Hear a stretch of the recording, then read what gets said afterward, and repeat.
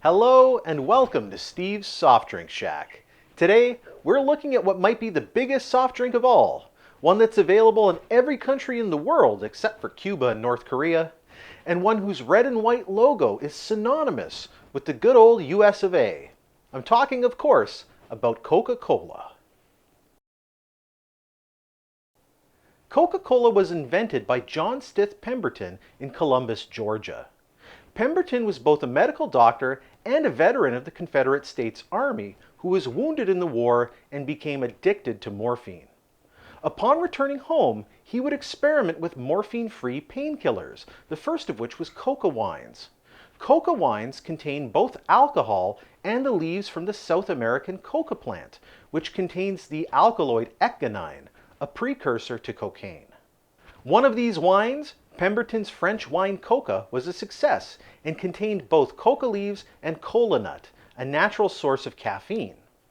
But the American temperance movement and eventual prohibition would put an end to Pemberton's coca wine dreams.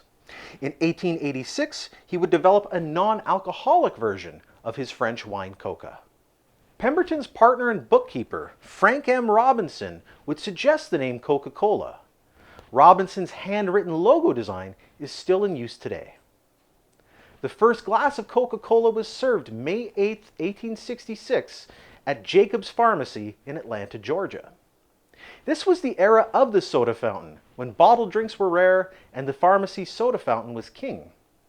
Considering the formula of Coca-Cola at the time, perhaps it made sense to sell it at drugstores. Pemberton certainly marketed it as a wonder tonic, claiming it can cure headaches, indigestion, and even impotence. Pemberton died August 16, 1888. Before he did, he sold his remaining interests in Coca-Cola to businessman Asa Griggs Candler. By May of 1889, Candler claimed full ownership of Coca-Cola. I say claim because in 1914, one of the original owners of the Coca-Cola Company, Margaret Dozier, claimed that her signature on the company bill of sale was a forgery. An investigation would ultimately cast doubts on John Pemberton's own signature on similar documents. As far as I can tell, nothing came of this. Candler would remain in control of the company. Candler, like Pemberton, was big on the soda fountain. In 1899, when two lawyers from Chattanooga, Tennessee, approached Candler about buying Coca-Cola bottling rights, he sold the pair the rights for $1. This contract became infamous because it didn't have an expiration date.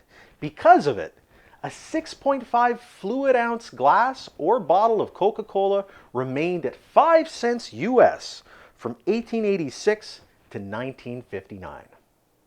In 1903, Coca-Cola began to process its coca leaves to remove the ecgonine prior to making its syrup. As far as I can tell, this wasn't done for any puritanical or moral reasons. Instead, it was done to isolate the ecgonine, make cocaine, and sell it to the medical community for an additional profit.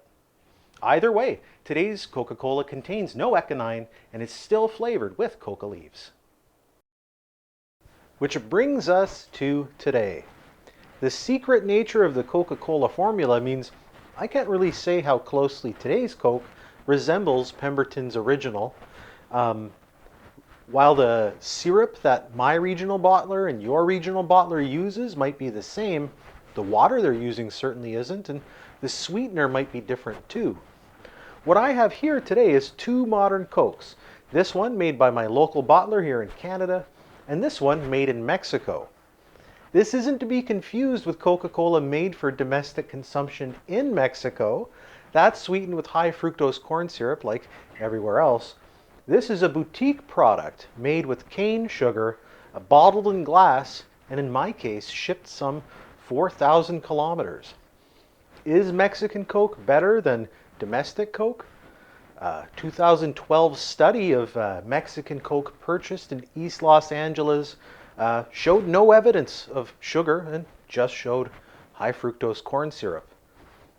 What I've got here today were 2 glasses of Coke poured by my friendly soda jerk in 2 glasses, the blue glass and the yellow glass. I don't know which one's which. They just happen to be in front of one bottle or the other. Let's see if I can tell the difference. Blue first.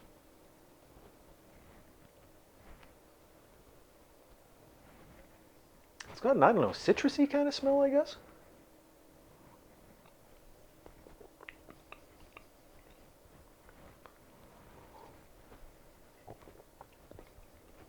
Citrus. It's not particularly strongly carbonated. The Barks, for instance, from the other day was much more strongly carbonated. Is that corn syrup or sugar? I can't tell. Maybe I can tell in contrast with the yellow.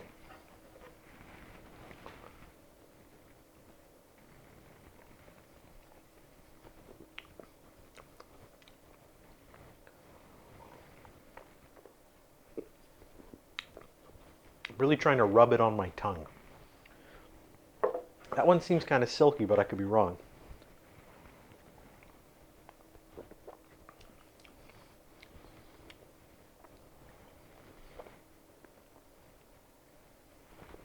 I want to say the blue one's bubbling up more on my tongue and is a bit thicker.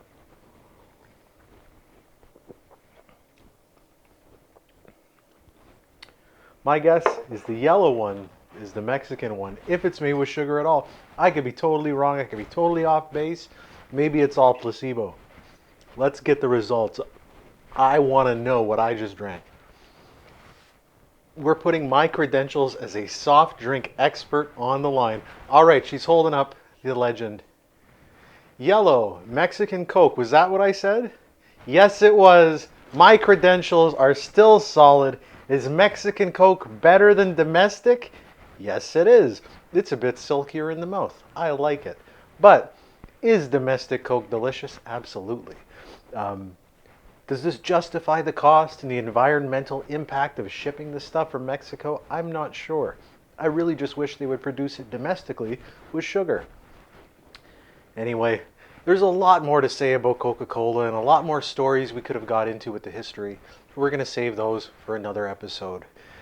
Thanks so much, and thanks to this soda jerk for helping out today. All right, have a good one.